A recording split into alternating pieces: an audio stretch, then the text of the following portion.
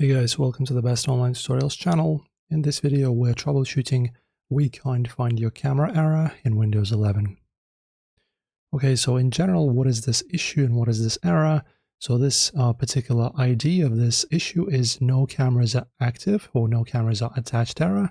And also, of course, it's an absolute showstopper for your workflow. Okay, so firstly, we will need to unblock the privacy layer. So you need to open up your settings. Then look at the left sidebar menu layout, navigate down and select Privacy and Security. Okay, and on the right panel, or in here right in the bottom, or in here right in the center, just click on App Permissions section block, right here, and click on Camera. Okay, and check the master switch at the very top labeled Camera Access, right here. So this will pretty much make sure that the camera by our Windows settings is allowed to be used by other apps and yeah, just different software.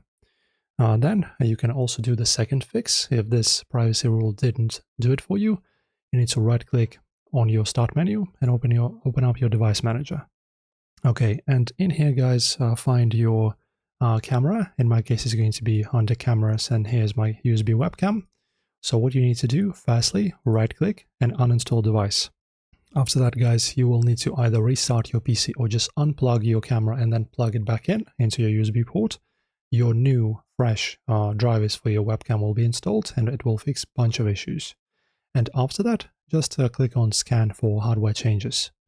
These are going to be your two best fixes by far. And then you can just, for example, open up your camera utility or recording software like OBS and confirm your video stream is now fully restored. So enjoy the guide. Enjoy our channel and videos.